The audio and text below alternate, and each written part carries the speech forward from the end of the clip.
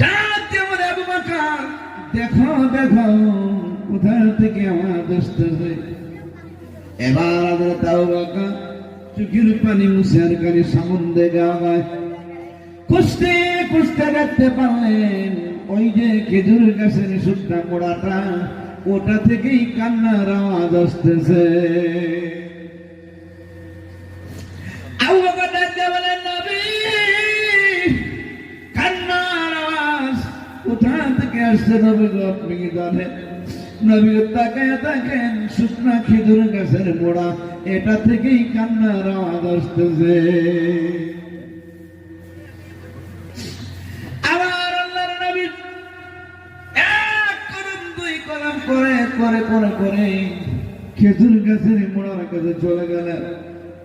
ইয়া দেখলেন খেজুর গাছের মোড়া থেকে পানি বের হচ্ছে আর খালি কান্নার আওয়াজ বের হতেছে। আমার নবীজি বরকতি হাত দিয়া খেজুর গাছের মোড়ার উপর হাত দিয়া বলে, পরে খেজুর গাছের মোড়া আর কাঁদিও না,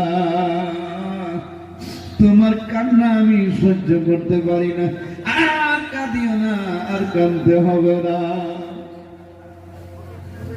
খেজুর গাছের মোড়া রাখতে বলে, আল্লাহ আমার জবান খুলে দাও, তোমার বন্ধুর সঙ্গে আমি কথা বলি।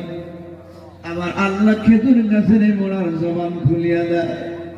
খেজুর গাছের মোড়া রাখতে বলে, নবী গো আমি কান্দি একটা কারণে।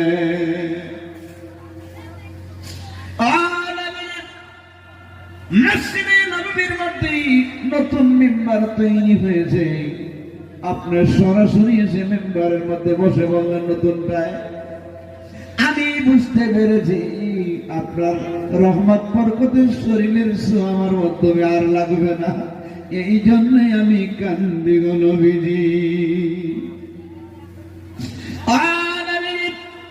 কিয়ামতের ময়দানে যদি আমার আল্লাহ আমাকে প্রশ্ন করে, রে খেজুর গাছের মোড়া তুমি তো মসজিদে নববীর মধ্যে ছিলে, বলো আমার নবীর জন্য তুমি কি করেছ?